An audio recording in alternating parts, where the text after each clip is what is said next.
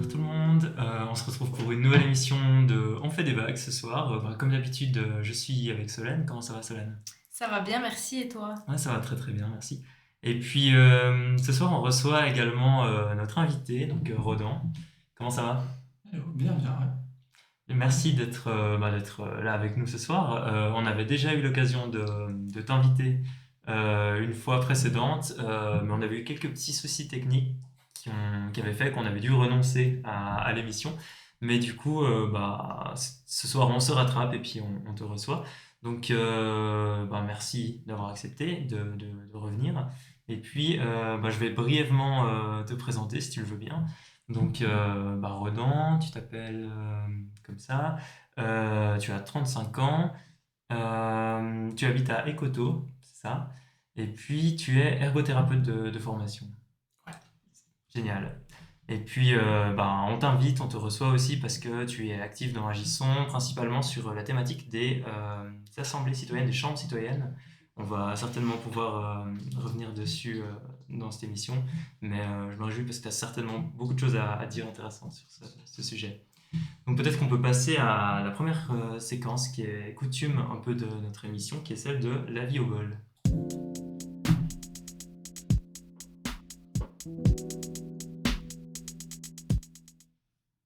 Alors, donc dans cette séquence, je vais te proposer de tirer un petit papier dans le bol que tu vois devant toi. Et puis, volontiers, si tu peux répondre à cette question, et peut-être qu'on pourrait y répondre nous aussi. Si la semaine de travail durait 4 jours, que ferais-tu du jour de libre? Ok. C'est marrant parce que je travaille déjà à temps partiel depuis assez longtemps. Et du coup, ouais, c'est assez clair ce que je fais de mon journée maintenant, du coup. On pourrait dire si tu ouais, avais non, un jour de travail en moins. un jour de Est-ce que tu travail en as- moins.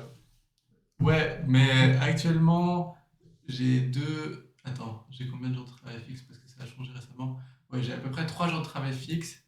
Et, euh, et puis du coup, deux. Ouais, en gagnant le même salaire, toujours, c'est ça. Ouais, Oui, on va dire ça, oui. ouais, c'est ça. Parce que Ça du la coup, régale. ouais, c'est ça. C'est ça le principe de la semaine à 4 jours aussi. Mhm. Hmm. Euh, actuellement, un des jours de libre que j'ai, j'utilise pour cultiver un potager avec des gens avec qui je vis. Et puis, si j'avais un jour de plus, je sais pas ce que je ferais pour l'instant. En fait, peut-être j'aurais un jour de plus pour du militantisme. Mhm. Actuellement, j'ai pas beaucoup de temps pour le militantisme, malheureusement. En fait, du coup. Ouais, Donc, ça pourrait être ça. En ok, trop chouette. Et puis, Solène, je sais pas si tu veux répondre à cette question aussi. Qu'est-ce que tu ferais Ouais, volontiers. Moi, clairement, pareil, je mettrais plus de temps dans le militantisme Mhm. parce que c'est clairement le nerf de la guerre. Le temps manque pour nous tous qui sommes bénévoles et qui devons parfois travailler à côté ou bien étudier à côté. En tout cas, ça m'arrangerait bien. Bon, en ce moment, je travaille à temps partiel aussi, mais je fais des études à côté. Donc, ça me fait quand même, je pense, au final, un 100%. Mhm. Et, euh, et c'est vrai que ça m'arrangerait bien, ça me ferait beaucoup de bien d'avoir un jour en plus à dégager. Euh, et ce serait pas forcément justement un jour de repos, mais vraiment un jour où je peux m'investir dans des projets qui me tiennent vraiment à cœur. Et voilà. Et je crois que c'est le cas de beaucoup de gens. J'en ai Mhm. déjà discuté avec pas mal d'amis qui m'ont dit ouais, moi j'aimerais bien avoir un peu plus de temps libre pour m'investir vraiment dans des assos, ça peut être des assos politiques ou autres, mais qui me tiennent à cœur. Voilà. Mhm. Et toi, Aurélien? Mon temps est déjà passablement réparti entre militantisme, études et puis un petit job à côté quand même. Mais du coup, je pense que si j'avais un jour de libre sur mon planning, c'est peut-être un peu plus auto-centré, on va dire, que consacrer du temps au militantisme, parce que j'ai l'impression de en consacrer relativement pas mal déjà. Mais je pense que je prendrais ce temps pour je sais pas, développer des skills un peu personnels. J'aimerais bien, je sais pas moi, essayer de faire un peu de travail artistique, ne serait-ce qu'avoir du temps pour lire des choses que j'ai envie de lire depuis des années maintenant, ou ce genre de choses. Enfin, un peu de développement personnel, on va dire, je Mhm. pense. Donc voilà. Mais génial, merci. Bah, peut-être que on peut passer un petit peu dans le vif du sujet. Et puis, je t'ai introduit un petit peu en parlant de ton engagement pour des chambres citoyennes. Moi, ça m'intéresse peut-être de savoir quand est-ce que tu as découvert un peu ce thème, cette idée, et puis qu'est-ce qui t'a attiré là-dedans au premier abord? Je ne sais pas si tu arrives à retrouver la première fois que tu as entendu parler d'une telle idée, ou qu'est-ce que ça t'a évoqué, par exemple? Ouais, il y avait pas mal d'années déjà que je sais plus exactement quand, mais j'avais entendu parler un peu de tirage au sort, mais je comprenais pas ça très bien, puis j'avais pas j'imaginais pas trop comment ça fonctionnait, j'imaginais pas que juste tirer au sort des gens sans rien changer d'autre allait vraiment amener un changement si fort. Euh, par rapport à ce qui est nécessaire. Mais bref, et ensuite, c'était en fait par le biais d'Extinction Rebellion quand j'ai commencé à m'engager en fin 2018, Mhm. à peu près, que ouais, il parlait d'assemblée citoyenne tirée au sort et j'avais pas encore avant ça entendu parler de ce mode de cette manière de faire de la démocratie.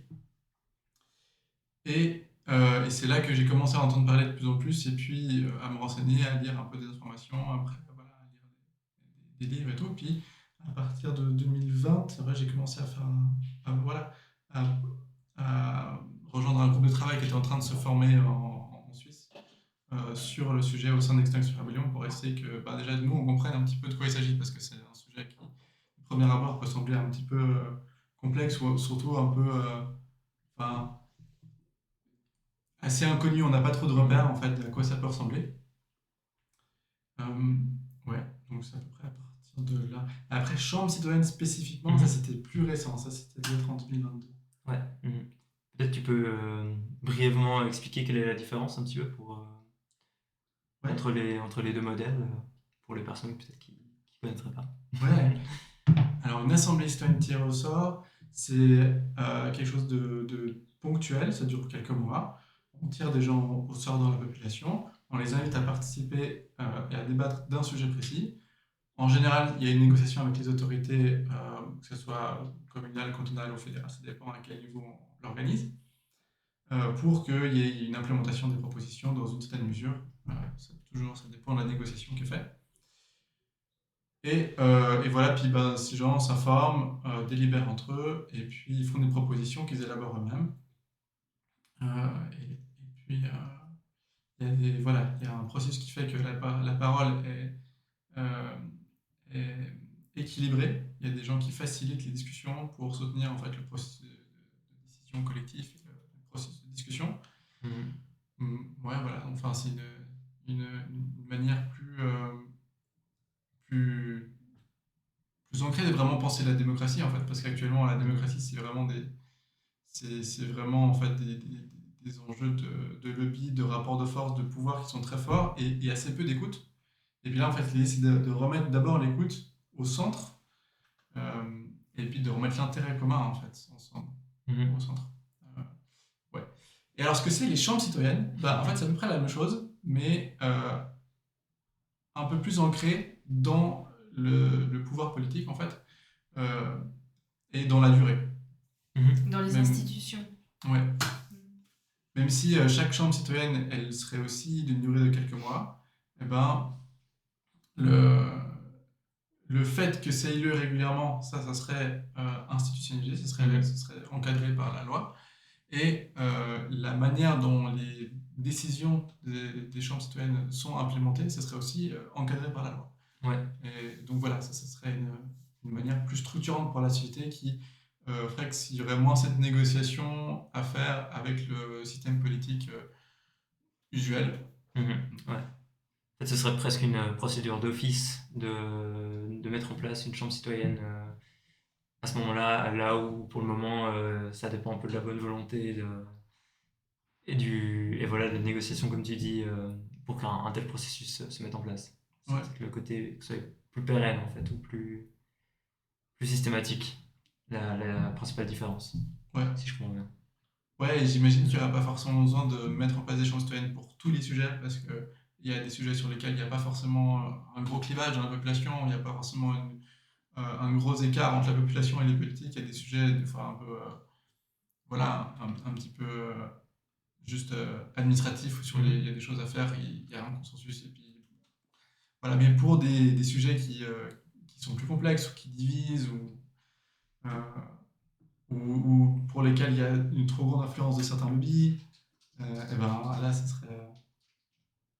serait pertinent, quoi. Mhm. Ouais. Et donc, si je comprends bien, les assemblées citoyennes, elles se, elles s'axent sur un sujet, comme tu l'as dit avant. Et c'est quelque chose qu'on a vu, je crois, en France avec la Convention citoyenne pour le climat. Est-ce que tu as un peu suivi cette affaire et surtout comment ça s'est déroulé et comment ça s'est terminé?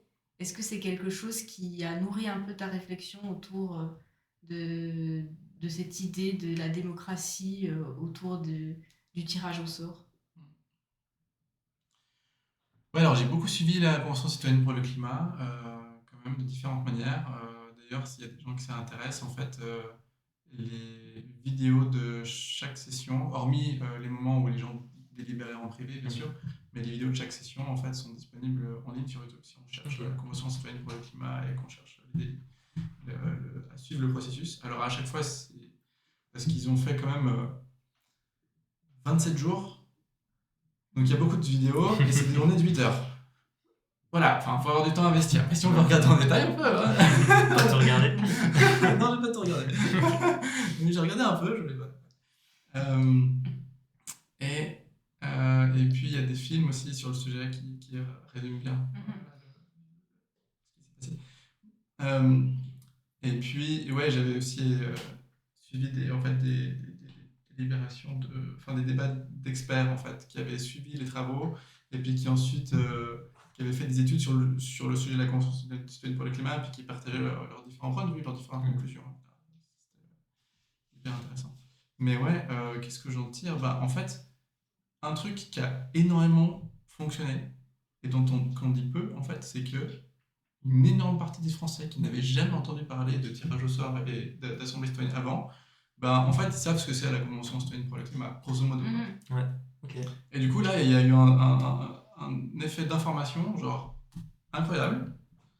Euh, le processus aussi lui-même s'est bien passé, et il y a eu 150 personnes qui ont vécu un processus qui a transformé leur vie, qui a transformé leur engagement politique. Et puis, beaucoup d'entre eux qui se sont dit ensuite, ah, c'était si bien, on va en refaire. Donc ils ont organisé eux-mêmes dans leur région. Et il y en a eu, sauf erreur, à Grenoble, je ne sais plus la liste exactement, mais il y en a eu à pas mal d'endroits en France. Et donc ça montre en fait que ça a généré un enthousiasme et puis un élan en fait. Donc ça c'est hyper positif. Parce que on est actuellement, en tout cas je pense en Suisse, en France, pas dans une situation où on est prêt actuellement à institutionnaliser ça, et à donner vraiment une force législative à ce genre de processus. Mais le fait déjà que en fait, ça a fait un grand débat national, le fait que ça ait eu lieu, le fait qu'il y ait eu des débats, qu'est-ce qu'on fait de ces propositions, etc., et ben ça c'est hyper intéressant en fait, parce que c'était quelque chose qu'il n'y avait pas eu avant. Après, ouais, bien sûr, Macron il a fait des grandes promesses, et puis la fois d'après il a fait l'inverse. Bon, enfin il fait ça tout le temps, du coup moi j'étais pas trop surpris. Voilà, il y a des gens qui étaient surpris et qui ont déchanté. Bon, ouais. En fait, il faut dire aussi ce qui s'est passé, un peu comment ça s'est fait cette Convention citoyenne pour le climat. En fait, il y a un groupe de personnes, un collectif assez fort en France voilà, qui voulait promouvoir le tirage au sort et tout, qui avait déjà réuni les fonds et organisé en fait une convention citoyenne pour le climat. Du coup, à un moment donné, en fait, ils étaient prêts à la lancer et ils ont contacté les autorités, et puis aussi beaucoup de soutien et tout, parce que voilà, ils avaient fait un crowdfunding, donc ils avaient déjà quand même pas mal aussi visibilisé ce qu'ils allaient faire et tout. Et puis, bon, ils ont contacté le gouvernement en disant on va faire ça de toute façon.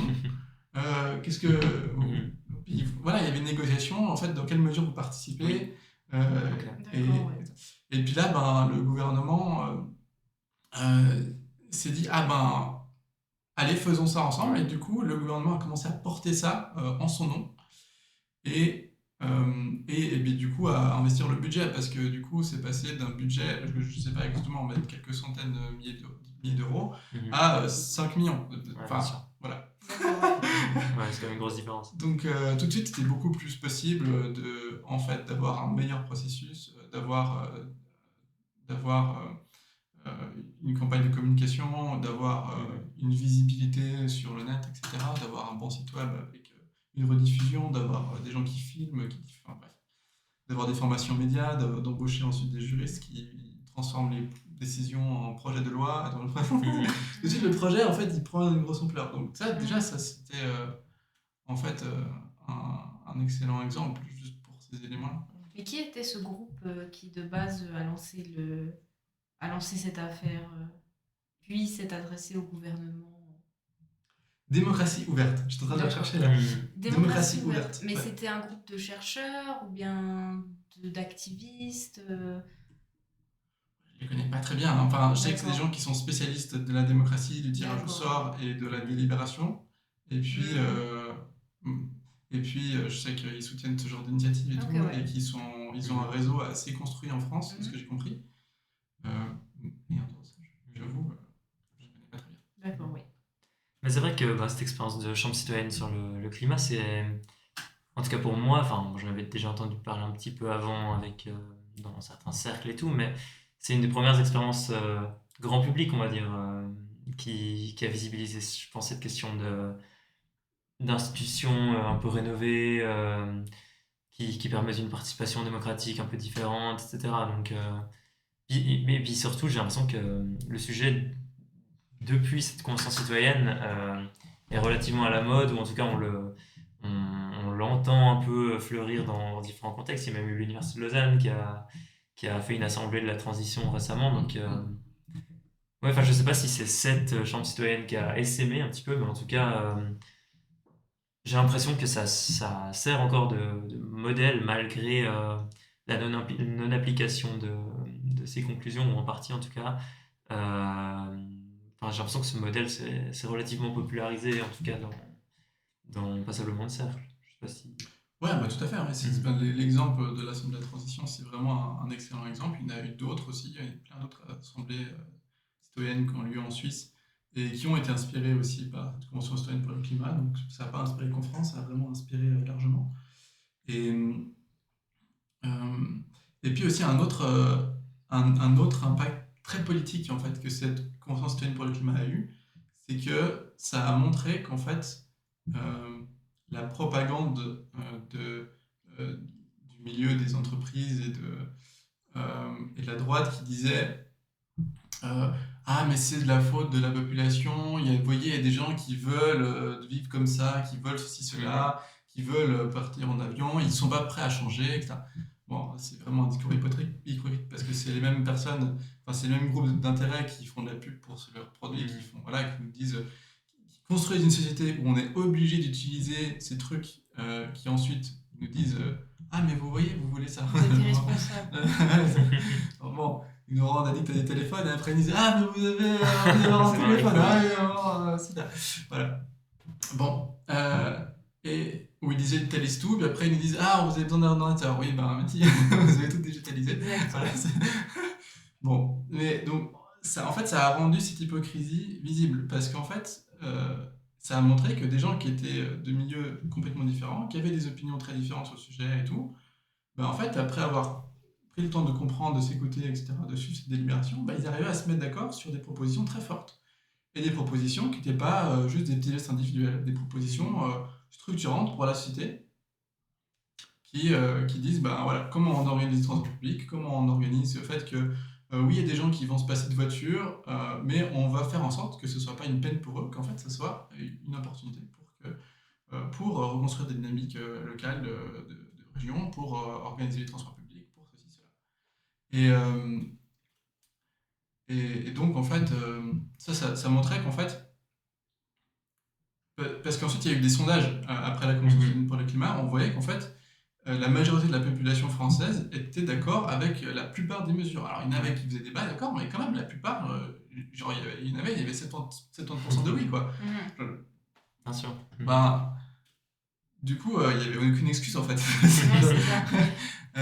Et ça permettait de sortir un peu ce discours de ah ouais, mais en fait, la population va prête. Bah si, elle est prête, en fait.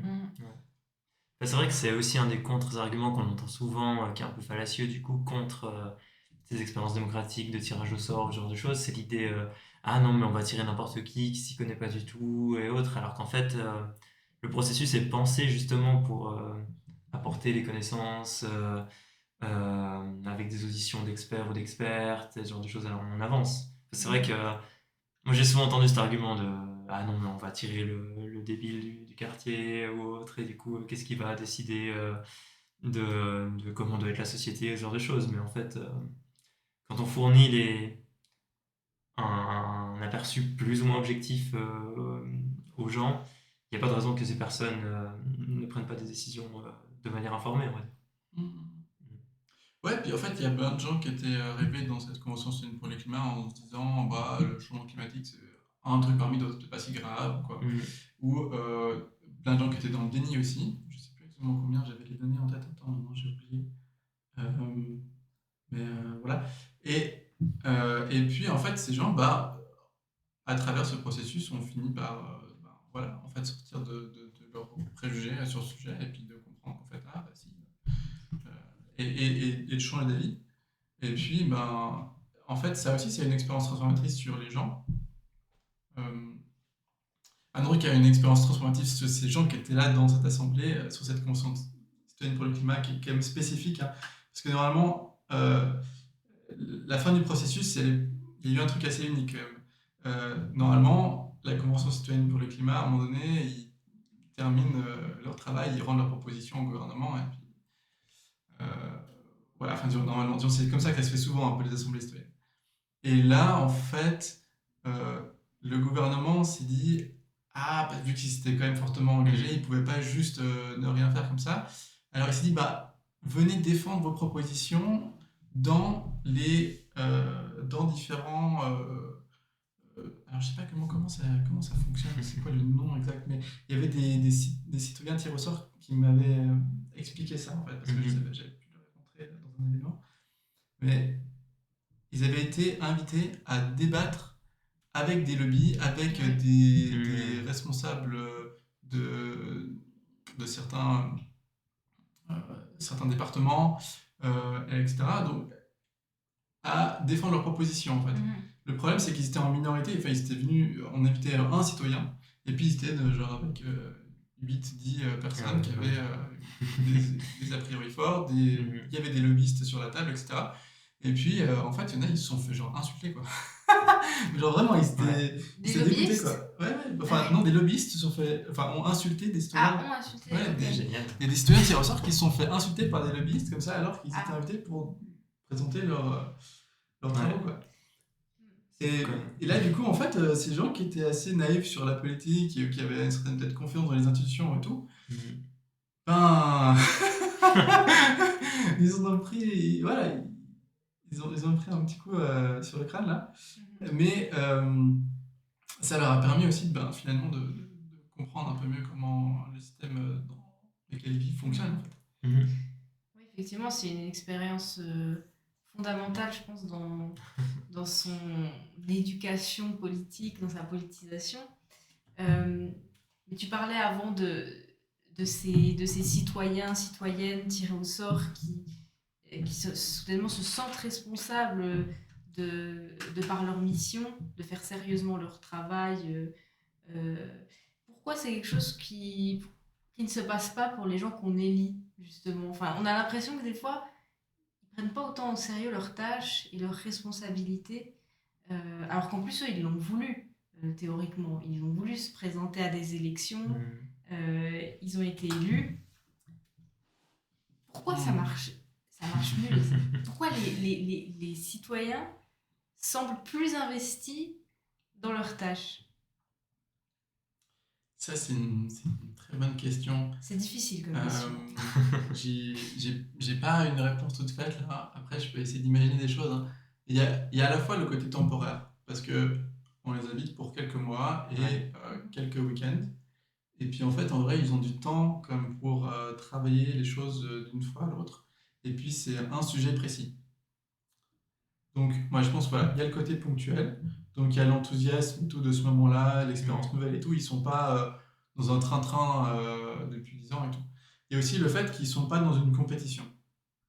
Euh, donc ils peuvent se focaliser sur leur mission, se renseigner, collaborer ensemble et tout. Alors que quand c'est un élu, bah, il est dans une perspective de compétition, carriériste et tout. Et en fait, pour en avoir côtoyé, bah, ils passent une grande partie de leur temps à savoir comment est-ce qu'ils vont pouvoir emmerder le parti voisin, Ouais. plutôt que de savoir qu'est-ce qu'ils vont construire ensemble. Et, franchement, voilà, moi ça m'a assez Ouais. bien, mais voilà, il y en a plein qui me disaient ah ouais, je vais dire ça demain parce que Mhm. ça va l'emmerder lui. Mm. Ok, c'est. Donc en fait, même des gens aussi à gauche, hein, enfin, Bien c'est sûr. vraiment pas une question de gauche ou de droite, Mhm. là c'est vraiment tout le Ouais. monde. C'est vraiment. Ils passent leur temps à s'emmerder. Ouais. Et bah voilà, forcément, ça peut marcher. Les enjeux sont différents en fait pour les personnes élues qui éventuellement, ben, c'est leur profession en fait, de faire de la Mhm. politique. Les enjeux sont différents. Ouais, et puis ben, il y a vraiment aussi ce côté, c'est un sujet à la fois dans les assemblées citoyennes. Oui, Euh, c'est ça. et puis moi, bah, j'ai aussi côtoyé des personnes élues, alors plutôt au niveau communal, un petit peu cantonal, mais voilà. Et en fait, même si c'est des gens hyper motivés, engagés, sérieux, bah, en fait, juste réalistement, ils n'arrivent pas à se renseigner sur tous les objets qu'ils vont traiter. Mhm. Du coup, bah, ils se focalisent sur un projet, un truc. Là, ils déposent un postulat, ils déposent une proposition pour un machin. Et, et puis de temps en temps, ils s'intéressent à un truc qu'ils ne sont pas en train de porter eux-mêmes. Et pour tout le reste, bah, ils suivent la position du parti. Donc du coup, en fait, il y a tout un parti politique avec plein de gens dedans. Et en fait, il y a le président ou la présidente du parti, qui souvent c'est quand même des hommes, malheureusement, voilà, et qui dit ah, les consignes de vote pour ça, c'est ça, ça, ça, ça. Et puis, voilà, et puis essayer des changements en cours de route parce qu'il se passe des trucs, il y a des rebondissements dans l'Assemblée, dans le conseil communal, mais ils reçoivent tous un SMS avec les nouvelles consignes de vote, quoi. Genre, Ouais. voilà. Et après, ils votent. Mhm. Ouais. Oui, donc c'est même pas vraiment les personnes qu'on élit qui, Qui qui décide. décident en âme et conscience de leur vote. C'est ça. Mhm. Non, Ouais. c'est absurde. Mais Mm. voilà. Ouais. Mhm.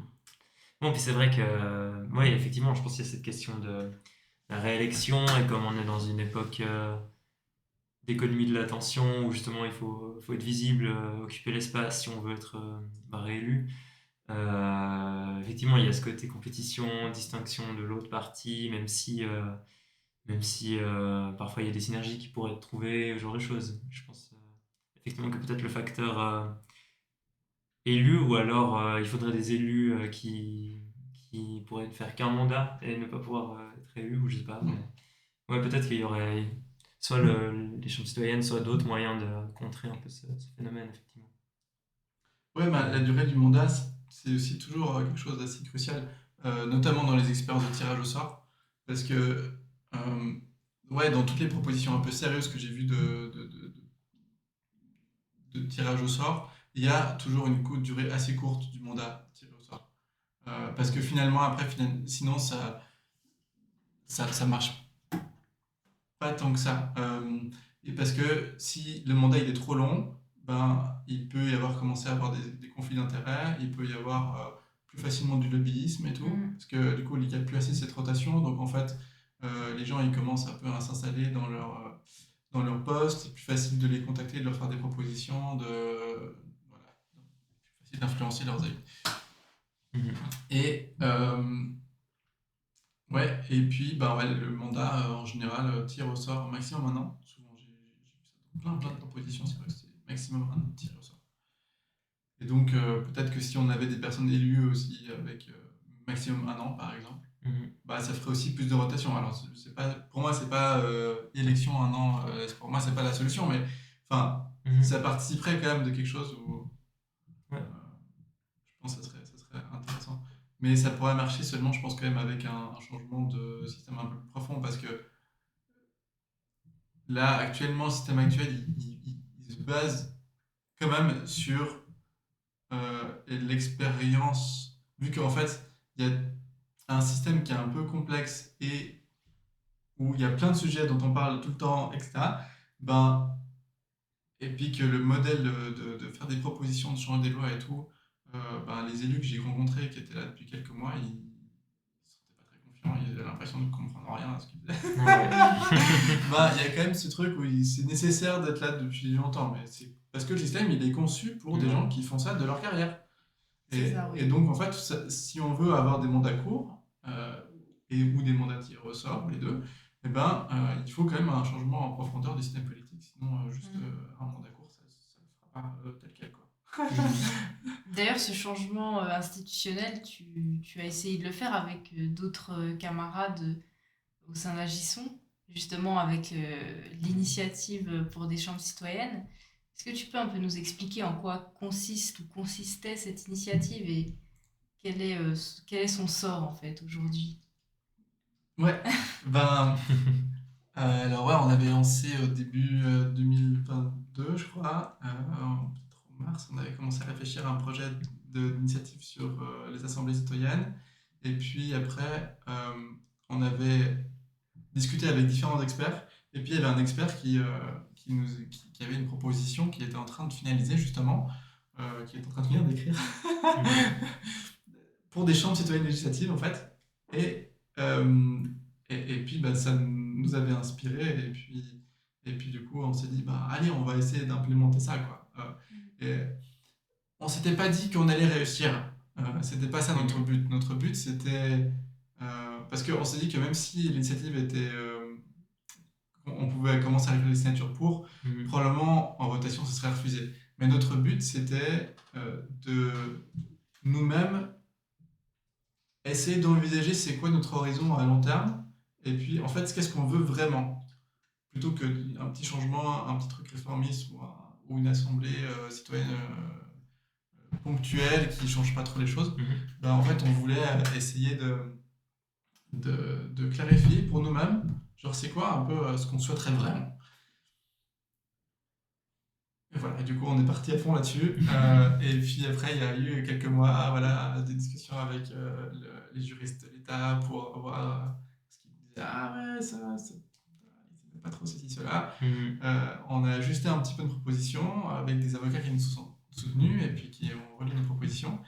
Et puis après, ben, c'était le Conseil d'État qui a décidé à un moment donné, sur recommandation de son juriste,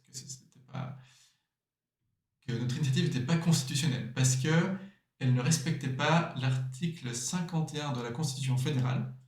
Donc pour rappel, juste en fait, l'initiative qu'on proposait avec des chambres citoyennes législatives, pour que ça puisse marcher, il fallait qu'on change la constitution cantonale, parce qu'on voulait créer une nouvelle institution législative. Donc pour qu'on puisse faire ça, il faut l'inscrire dans la constitution cantonale. Et le seul truc qui pouvait nous empêcher de faire ça, c'est en fait la constitution qui est au-dessus, donc la constitution fédérale. Et donc l'article 51, alinéa 1 de la constitution fédérale, je cite là vraiment, dit que les cantons doivent se doter d'une constitution démocratique. Ok. Ils disent pas ils disent pas qu'est-ce que c'est démocratique en fait. Ouais. C'est pas défini nulle part dans la Constitution. Alors après il y a des interprétations et tout. C'est juste que l'interprétation du système dominant de ce que c'est démocratique, c'est les élections. Et puis le tirage au sort, en fait les juges ils ont juste dit un peu genre ils ont utilisé un peu l'absence comme preuve en fait, le fait que c'est pas actuellement existé pour faire des lois, donc c'est pas ça la démocratie. La démocratie, c'est l'élection, et puis là, vos trucs, c'est pas l'élection. Ok. Ouais, c'est un raisonnement. Ouais, j'ai un peu schématisé, hein. Mais franchement, si on réfléchit bien, la portée des arguments, ça n'est pas beaucoup plus long que ça, quoi. Ouais, c'est fou quand même. Voilà. Et donc, ouais. Après, il y a aussi tout un historique de rapport de force, parce que le tirage au sort, historiquement, il a aussi été utilisé pour limiter l'influence de lobbies et aussi de grandes familles à l'époque, l'aristocratie de grandes familles aisées. Et du coup, ils n'aiment pas le tirage au sort, Oui, historiquement. oui. Donc il y a une bataille de pouvoir quand même à ce niveau-là. Et donc, le système en place qui actuellement favorise une, une oligarchie et puis une caste dominante, eh bien, est aussi fait pour défendre un petit peu cette institution-là et ses privilèges d'une minorité. Donc d'un côté, on n'était pas complètement surpris, mais bah, franchement, j'étais quand même, il y a un moment, par rapport à cet article de loi, enfin cet article de la Constitution-là, moi quand même j'étais surpris, parce que la première fois qu'il y a un avocat qui nous a dit, alors qu'on est en train d'élaborer notre initiative, ah faites gaffe à l'article 51 de la Constitution, machin, Limite, ça devrait nous aider à C'est ça. faire l'initiative, cet article. ah c'est ça, moi j'ai dit ça, je me suis dit, mais d'où on a une proposition démocratique, Ouais, ça ouais, va, c'est enfin, ça. genre, c'est quoi Contradictoire, sur le papier. Et puis bon, avec les experts avec qui on travaillait sur le tirage au sort aussi, c'était là, mais non, enfin, il a craqué cet avocat ou quoi. Et en fait, non, l'avocat, il avait raison. Mais il avait raison parce qu'en fait, il disait, bah oui, mais les juges, ils vont s'inspirer en fait, de La travaux jurisprudence. qui... Pas exactement de jurisprudence, mais il n'y a pas une grande jurisprudence sur le sujet. Maintenant, il y en a une, mais... Oui. Pas forcément C'est bien. favorable. Mais oui, il n'y avait pas une grande jurisprudence sur le sujet. Par contre, il y avait des écrits qui interprètent un peu la Constitution après coup, après son écriture, quoi. Mhm. Et puis qui disaient, en fait, la démocratie, c'est ça, c'est des élections, etc. Et en fait, à aucun moment ils disent que le tirage au sort, ça va pas. Genre, ils disent pas ça dans leur texte. Ils le mentionnent pas. Et du coup, les juges, ils ont, enfin, le juge qui a jugé notre cas, en l'occurrence, c'était un juge. Il a juste repris ça et a dit voilà, la démocratie, c'est ça, c'est les élections ou pas. L'élection. Donc, non. En gros. Et, Wow. ouais. Et puis, bah, du coup, après, voilà, donc le Conseil d'État a refusé notre initiative. On a fait appel. C'est passé devant la Cour constitutionnelle. On a eu plein d'échanges d'arguments, mais on n'a pas été entendu en présentiel. C'était vraiment des argumentaires écrits. Mhm. Et puis à un moment donné, un juge a tranché et puis il nous a dit non. Puis là, on s'est dit, bon, bah, on a fait une jurisprudence cantonale défavorable. On s'est dit, on voulait quand même pas prendre le risque de faire une jurisprudence défavorable fédérale. Donc on s'est dit, on s'arrête à ce niveau-là. Ouais. Même si, en fait, on savait qu'il y avait des grandes chances qu'on perde au cantonal et qu'il y avait plus de chances qu'on gagne au fédéral. Parce qu'en fait, quand les tribunaux constitutionnels cantonaux, quand ils sont à défendre l'interprétation Mhm. de la Constitution fédérale, ils vont être un peu plus conservateurs. Ouais. Parce qu'ils veulent pas trop prendre le risque d'interpréter ce que c'est que la Constitution fédérale à la place du niveau fédéral. Enfin, j'avais vu ça dans un cas... Moins de largesse par rapport à ce... Vu que c'est pas leur domaine, en fait, ils osent pas trop. J'ai vu un cas un peu similaire en fait par rapport à une initiative à Genève pour que en gros les communes, je crois que l'idée c'était que les communes ils puissent faire des, je sais plus, enfin donner leur avis, je sais plus si c'était par initiative ou par référendum sur des plans de quartier, quelque chose de très très local, très communal. Et puis en gros vu que c'était un nouvel outil démocratique et tout, ouais, je sais plus exactement quel était l'argumentaire, mais en gros, il s'était fait débouter au niveau cantonal. La Cour constitutionnelle cantonale leur avait dit à Genève ah non, non, c'est contraire à la Constitution fédérale. Puis, passer devant le tribunal fédéral, et ben, là, alors, c'est pas pareil, c'était jugé comme un cas d'importance. Il y avait 5 juges, donc il y avait des juges de chaque partie. Et puis, si mes souvenirs sont bons, le juge UDC puis le juge PLR ont voté non, mais il y avait, je pense, il y avait je crois un juge vert, un juge socialiste et puis un juge je sais plus, du centre, je sais plus quel parti. Et puis ces trois-là ont dit oui, quoi. Donc c'est passé, Ouais. mais c'était aussi serré. Mais enfin, disons, là, à ce moment-là, ils ont pris une position quand même plus Courageuse. peut-être courageuse aussi. Progressiste. Voilà. Ouais. Et Mm. donc, ouais. On se disait qu'il y avait peut-être plus de chances de de gagner peut-être au niveau fédéral, mais on avait un peu peur de faire une tendance négative. Parce que quand même, on se disait qu'on était quand même... bon, Ouais. il fallait préparer davantage le terrain et le sujet est encore assez mal connu au niveau fédéral. C'était pas le moment de faire ça. Mais c'est vrai que ce projet n'est pas complètement enterré, dans le sens où les idées vont probablement ressurgir sous une forme ou une autre, ou peut-être que l'idée va faire son chemin, et puis que petit à petit, une jurisprudence favorable va être obtenue, quelque chose comme ça, non? Ou bien... Ouais, alors en tout cas, l'idée n'est pas du tout enterrée, ça c'est sûr. Après, il y a un questionnement en ce moment, comment on poursuit, quoi. Parce que c'est vrai que c'était... Maintenant, je sais plus en fait quand est-ce que la décision a été rendue. Ça fait un petit moment quand même. Je crois que la décision a été rendue il y a un an, peut-être à peu près un an. Un peu moins d'un an. Je suis pas très au clair. Mais ouais, je crois qu'il y a un petit peu moins d'un an. Voilà. Mais ça suscite l'intérêt quand même.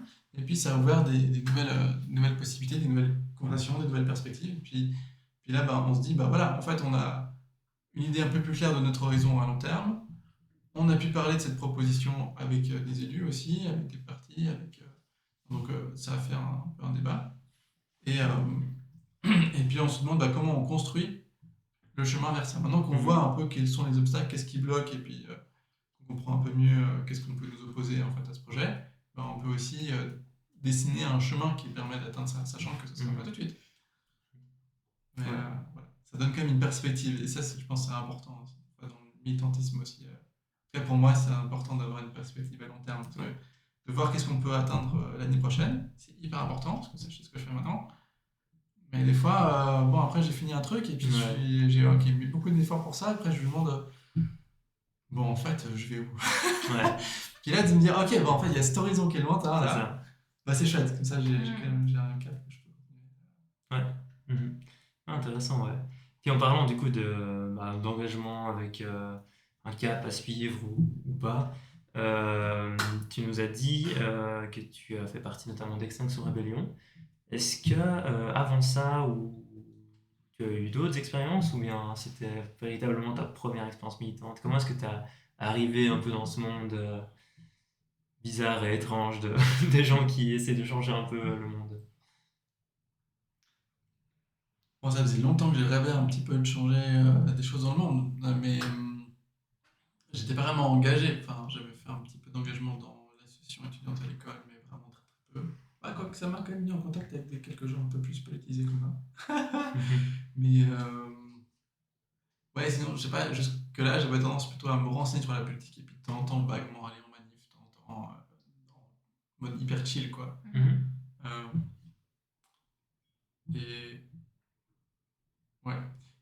Et puis ce qui m'a fait me bouger, en fait, en 2017, il y a un ami très proche, un de mes meilleurs amis qui s'est suicidé, en fait, face à une série de problématiques, sans détailler, mais on discutait aussi souvent, en fait, de choses qu'elle n'allait pas dans cette société, et puis aussi dans son travail. Il y avait aussi une question d'épuisement au travail, de difficultés avec les normes un peu que nous impose la société, qui sont dans certains cas toxiques et tout.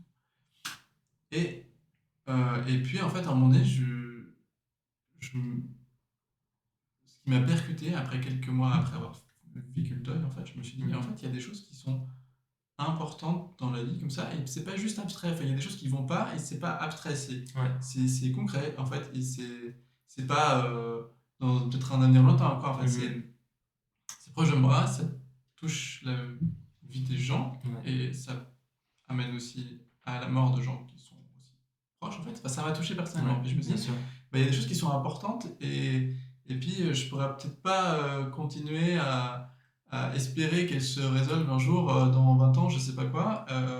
Peut-être qu'il faut agir maintenant, en fait. Et puis, du coup, je me suis dit, je vais m'engager un peu plus. Et puis là, j'avais commencé d'abord à m'informer, parce qu'avant de m'engager politiquement, de choisir, je sais pas, choisir un moyen d'action, je voulais être sûr de bien comprendre, donc j'ai passé une année à me renseigner d'abord. C'est important. Puis après, je sais pas, c'était un peu le moment, je commençais à me sentir prêt à l'action, puis je cherchais un peu des mouvements, je commençais à me renseigner un peu, c'est quoi les mouvements dans le coin. Et puis là, il y a Extinction Rebellion qui s'est lancé, et puis du coup, Tu as sauté dans l'opportunité. ouais, et puis je sais pas, en fait, ce qui me parlait, c'était. En fait, j'avais commencé à pas mal me renseigner sur la gravité de la situation écologique et le message sans embâche sur la gravité de la situation écologique, en fait. Ça m'a parlé parce que ça faisait écho à ce que je lisais, en fait, à ce que je vivais à ce moment-là. Et puis du coup, je me disais, ah ok, il y a des gens qui parlent franchement sur ce sujet, c'est chouette. Ça me rassure parce que, en fait, ça me donne aussi de la confiance parce qu'en fait, je sais pas, genre, jusque-là, j'entendais beaucoup des gens qui disent, oui, il y a un peu un problème avec ça, mais voilà, ce qu'on peut faire, c'est ceci, cela, et puis il y a de Bien sûr. l'espoir et tout, et puis voilà, pas vouloir nous décourager et tout. Mais en fait, moi, ça me donnait envie de gerber parce que je me disais, il y a un problème méga grave, et genre, les gens ils disent, oui, oui, mais leur déni. faut pas trop s'inquiéter, ça va aller. Garder espoir. Non, en fait, j'avais plus d'espoir là, j'avais envie de juste des gens qui me disaient clairement, mais ouais, bah c'est hyper grave en fait. Ouais. J'ai pas une solution facile à vous donner là, mais retroussons nos manches. Ça m'avait parlé. Ouais. Intéressant. Et pourquoi le choix de t'être impliqué dans Extinction Rebellion? Ouais, mais justement, pour moi, enfin, ce qui m'avait vraiment frappé au départ, c'était ce côté, ce, ce discours sans cette communication publique, vraiment dans les médias, dans tous leurs messages, euh, sans embâche et sans envie de rassurer sur la situation, sans non plus dire des choses fausses ou quoi, sans exagérer la gravité, mais voilà, ça pour moi c'était vraiment ce qui m'a frappé au début. Et après, du coup, ben, en enseignant, j'ai commencé à m'intéresser à la stratégie non violente euh, et puis du coup à essayer de comprendre comment ça fonctionne et puis voilà. Puis en fait, puis je me disais, ah, bah, il y a une stratégie qui est intéressante, ils ont l'air de bien s'organiser, alors je vais essayer de faire ça aussi ici. Et puis je me disais, ah ouais, ok, il y a une stratégie organisée, on voit qu'on a une influence, en fait, qu'il y a un impact sur nos actions, euh, ouais. Et puis, et puis j'étais dans une situation plutôt privilégiée parce que j'avais un travail correct avec un revenu correct aussi, un travail à 80% déjà, donc j'avais un petit peu de temps à côté pour du militantisme. Et puis je me suis dit, bon, bah en fait, je peux me faire arrêter quoi. Genre, au départ, ça m'avait jamais passé par la tête, mais bah, en me renseignant, en regardant, en suivant des formations avec Extinction Rebellion et tout, je me suis dit, allez, je vais faire un truc, je vais me faire arrêter pour la cause. Et puis on va voir. Et puis, après, il fallait faire un truc assez particulier. Je trouvais que ça faisait tellement sens en fait. Ouais. Euh, d'être-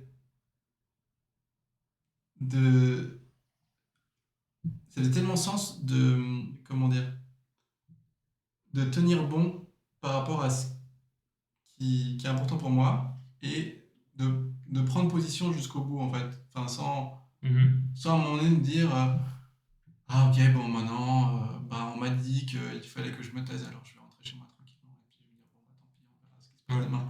Bah non, de rester en fait. Ouais. Côté engagement total, en tout cas plus fort que enfin, jusqu'à mettre entre guillemets ton corps en jeu, ce genre de choses. Ouais, juste bah en fait je vais pas me taire, je vais pas juste rentrer chez moi maintenant, bah en faites ce que vous voulez, mais moi je reste là. Et ça je trouvais que il y avait un côté très fort et très comment dire, ouais, très fortement ancré Ouais. dans ce qui pour moi était important, dans le sens de ma vie en fait à ce moment-là. Et ouais, ça c'était vraiment beau. Mhm. Ouais. Puis c'est vrai que, bon, enfin, maintenant je sais pas si c'est très réjouissant non plus, mais c'est vrai qu'on a eu ce grand moment un peu d'euphorie, on va dire, du mouvement climat, avec Extinction Rebellion, Grève du climat, etc. Et donc une effervescence de tous ces mouvements, etc. Il y a eu aussi un essoufflement un peu, ou en tout cas une certaine forme de désillusion avec peut-être l'enthousiasme ou la naïveté, on peut l'appeler comme on veut, ou ce genre de choses, une espèce de spontanéité au début qui a été un peu, peut-être un peu perdue parce qu'on a vu que les choses changeaient peut-être pas aussi vite ou aussi bien que ce qu'on voulait. Et puis, comment est-ce que toi, enfin déjà, est-ce que tu as vécu un peu ce, je sais pas, ce moment peut-être un petit peu plus contrasté de l'engagement après bah voilà, cette entrée dans le militantisme un peu joyeuse ou un peu, pas forcément joyeuse, mais un peu enthousiasme, on va dire, volontaire. Euh, Est-ce que tu as vécu un peu cette désillusion? Et puis, si oui, comment est-ce que tu y as fait face un peu? Ou comment est-ce que tes réflexions ont évolué sur la question avec tes expériences? Voilà, ça fait quand même 5 ans maintenant que ça a commencé, ces mouvements-là. Enfin, il y en avait avant, Ouais, mais le ouais, pic, c'était il y a 5 ans. c'est ça. Ouais. Mhm. Euh, ben, ouais, y a pas juste les soufflements avec, je trouve, avec le côté, on voit que les choses changent pas assez vite. Enfin, il y a une partie de ça, mais je pense que c'est surtout aussi que, bah, il y a de l'épuisement, en fait, aussi parce que, euh, alors, une partie qui est due aussi à, je pense, des choses qu'on peut améliorer dans notre organisation et tout. C'est vrai que, enfin, on était beaucoup, dans les mouvements auxquels j'ai participé, en tout cas en Suisse, à être très très jeune dans le militantisme. Et dans notre première expérience militante, et à se retrouver à tout, enfin, à organiser en fait. Et c'est chaud d'organiser Ouais, quand on sait pas encore comment ça fonctionne et qu'on découvre et tout, puis on fait c'est plein clair. d'erreurs. Et alors bon, j'ai fait plein d'erreurs. Bon, voilà. Mhm. Donc il y a une partie de ça. Il y a aussi une partie de, en fait, ben, il y a de l'épuisement aussi parce que c'est quelque chose qui nous prend énormément de temps et enfin, en tout cas l'engagement dans l'Extinction Rebellion, moi ça m'avait pris énormément de temps et je pouvais tenir ça pendant un certain moment, mais je devais faire des pauses régulièrement. Puis à un moment donné, il y avait cette fatigue, en fait, cet épuisement. Mhm. J'avais besoin de faire d'autres choses pour nourrir ma joie de vivre aussi. Donc il y a ça. Et puis il y a la répression qui se prend aussi beaucoup de temps et d'énergie. Mhm. Et puis en fait, à un moment donné, bah, je me suis dit, j'ai voulu continuer à m'engager, mais euh, en, je me suis dit depuis pas mal d'années, bah, j'ai envie de terminer les procès que j'ai en cours avant de faire d'autres actions désobéissantes en fait. Quoi. On en a ajouté à la pile. Oui, c'est ça, parce qu'à un moment donné, bon, c'est quand même des choses à gérer et tout. Voilà, j'avais pas envie d'avoir une pile voilà, qui grandit à l'infini. Quoi.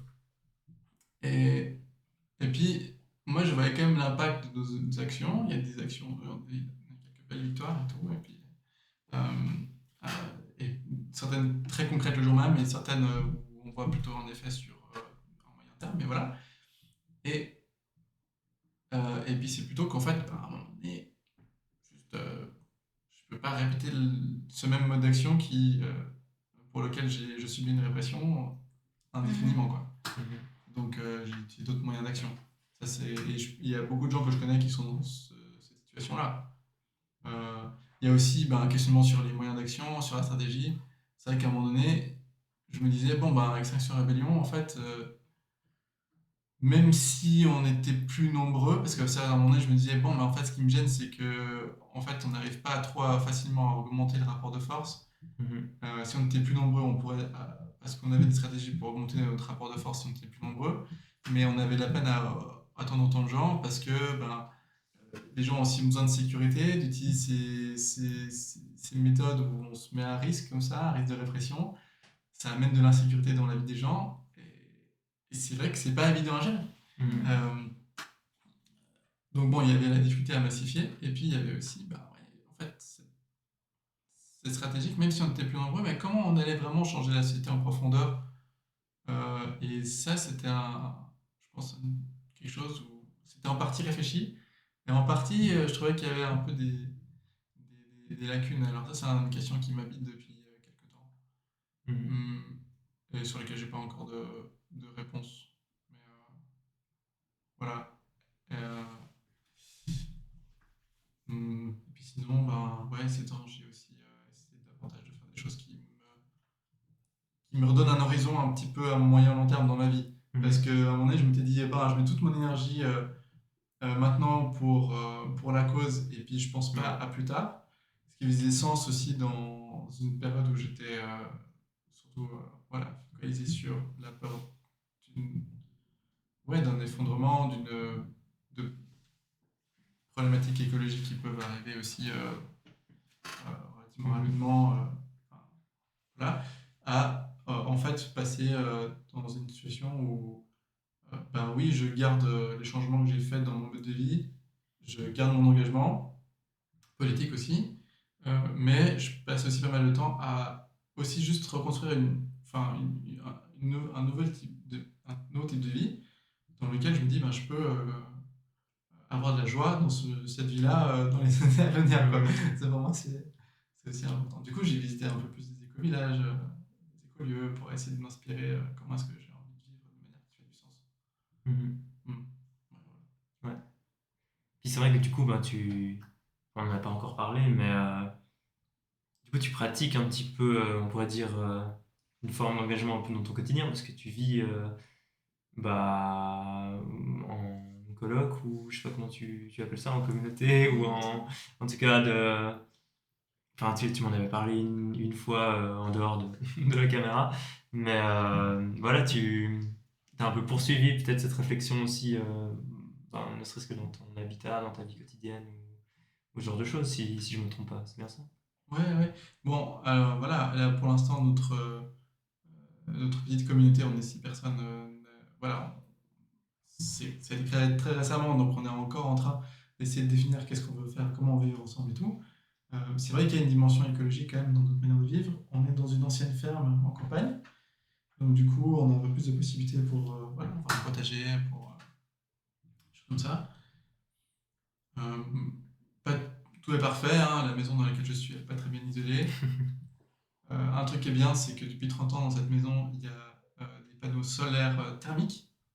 Maintenant, alors récemment aussi des photovoltaïques, mais des panneaux solaires thermiques en fait qui chauffent la maison pendant la moitié de l'année.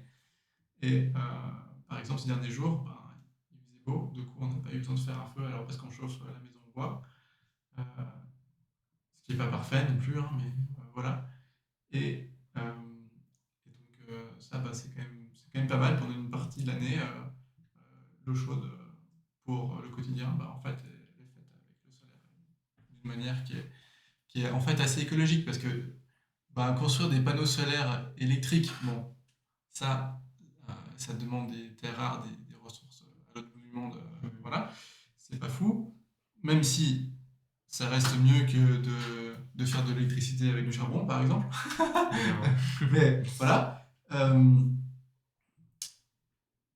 Mais par contre, le solaire thermique, c'est génial.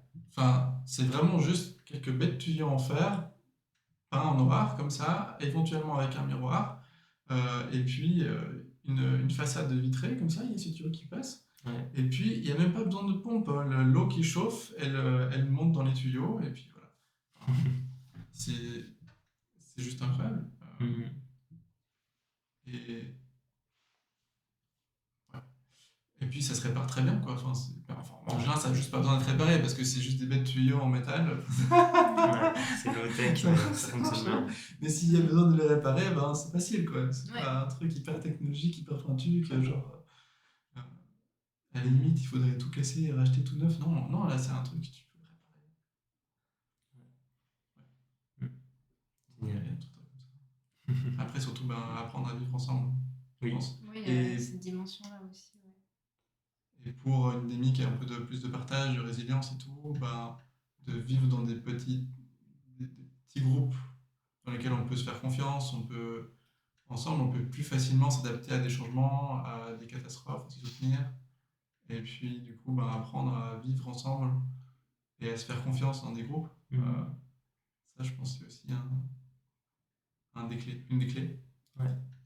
Et puis, ça permet bah, aussi de mettre des choses en commun, d'avoir moins besoin d'acheter de choses soi-même. Enfin, Mhm. Ouais. puis de repenser à la prise de décision locale. Ça vient aussi avec la démocratie, Oui, c'est parce que vrai, quand ouais. on crée une communauté locale comme ça, Mhm. bah, À très petite échelle, c'est aussi important de savoir prendre des décisions collectives. c'est ça. Mhm. Ouais, génial. On arrive gentiment, l'heure tourne, on arrive gentiment à la fin. Je sais pas si Solène, tu as encore une question que tu voulais poser Pas à Ronan. spécialement. On a déjà abordé pas mal de sujets intéressants, de la démocratie à l'autonomie même. Moi, je voulais juste te demander, ouais, est-ce que tu comptes poursuivre et développer cette autonomie que tu as dans ta vie, dans ce nouveau mode de vie que tu as adopté? Est-ce que là, c'est quelque chose qui te convient bien et tu as envie de persévérer là-dedans? Hum, je sais pas encore. Et je pense que ça va se clarifier un peu dans les années à venir. Pour l'instant, mon gros focus, c'est d'apprendre plus le vivre ensemble. Ouais. Et après, peut-être le question davantage d'autonomie. Euh, un truc que je suis en train de, quand même, parce que c'est pas noir ou blanc cette réponse, un truc que je fais actuellement, c'est plus l'autonomie alimentaire. Je n'en suis pas du tout là, mais Ouais. c'est un peu sur le chemin parce que avant j'étais en appartement, du coup je faisais un peu quelques expériences de compostage et puis de cultiver deux, trois trucs sur mon balcon vite fait, mais ou dans quelques jardins dans lesquels je faisais un petit peu de bénévolat, mais c'était pas pareil. Là, du coup, on a un grand terrain, donc je peux apprendre beaucoup de choses. Et puis ça demande du temps et de la patience, donc ça va se cultiver avec les années aussi, hein, ces compétences-là. Voilà, j'ai encore beaucoup de choses à apprendre. Mais oui, en tout cas, sur la question alimentaire, un petit peu d'autonomie, je suis en tout cas dans cette direction-là. Et sinon, actuellement, plutôt dans l'apprentissage de vivre ensemble. D'accord, ouais. Après, ouais, les low-tech, ça m'intéresse beaucoup en Ouais. soi. Donc, on verra. Génial. Bah, on se réjouit d'en apprendre plus pour la suite. On aime bien aussi à la fin de notre émission demander une référence à nos invités. Je ne sais pas si tu as eu le temps d'y réfléchir et puis si tu aurais du coup quelque chose à conseiller, un livre, un film, une chanson, peu importe. Voilà, je sais pas. Alors, une chanson sur les assemblées citoyennes, je connais pas. Ça peut être un film, hein. Oui, des films, oui. Et puis un livre. Alors, en général, je propose le livre Contre les élections de David von Reybrouck parce que je trouve qu'il est très abordable, très bien fait. Euh, et puis qu'en même temps, à la fois, ben, il propose le système d'assemblée citoyenne, mais il explique bien aussi en fait la démocratie, ce que c'est, d'où ça vient, euh, et puis comment elle a évolué en fait de manière assez précise, voilà, pour mieux comprendre en fait le monde politique dans lequel on vit. Je pense que c'est un bon livre. Il y en a d'autres, des livres sur les assemblées citoyennes. Maintenant, il y en a de plus en plus, donc voilà, si on a envie d'en trouver d'autres, on en trouve plusieurs en librairie. Et puis sinon, bah, il y a eu des films sur la Convention citoyenne pour le climat, justement. Et, euh, mais je sais plus. C'est les 150, non? Ah oui, il y avait les 150, merci, ouais. Que j'ai pas vu d'ailleurs, mais je me rappelle du titre. Ouais. Donc, ouais. En tout cas, j'en ai entendu du bien. Je sais pas si c'est celui. Les 150 de Yann Arthus Bertrand, je crois, c'est ça, je crois. Possible, ça je saurais pas. Je sais pas. En tout cas, il y a deux films à ma connaissance assez visibles qui ont été faits sur la Convention citoyenne pour le climat. Il y en a un qui a été fait, je crois, par Yann Arthus Bertrand. Et ouais, ils sont très bien, les deux. Du coup, Chouette. je recommande. Génial. Il y en a un, je crois, qui parle plus du processus un peu de la Convention citoyenne pour le climat. Et puis un autre qui parle plus de l'expérience vécue par les citoyens. Ok. Ouais. Bah, plein de belles références pour poursuivre la réflexion. Du coup, bah, je voudrais te remercier, Rodan, d'avoir accepté d'être là, d'avoir partagé ce moment avec nous. J'aimerais remercier aussi Solène bah, pour l'animation avec moi. Merci à toi d'avoir très bien animé cette émission. Bah, avec grand plaisir. Merci également à la technique, sans qui cette émission ne serait pas possible. Et puis, bah, évidemment, merci aux personnes qui ont suivi cette émission. Donc, bah, comme vous le savez, on se retrouve dans 2 semaines à la même heure pour un nouvel épisode de On fait des vagues. Puis d'ici là, bah, n'hésitez pas à vous tenir au courant de l'actualité de l'Agisson. On a une nouvelle campagne qui a été lancée très récemment sur la question des transports publics avec un super site internet, notransportpublics.ch. Donc il y a plein de belles choses qui sont déjà et qui vont arriver dans les prochains jours. Donc voilà, n'hésitez pas à suivre un petit peu l'actualité. Donc bah, je vous remercie et puis on vous dit à dans 2 semaines. Ciao! Ciao!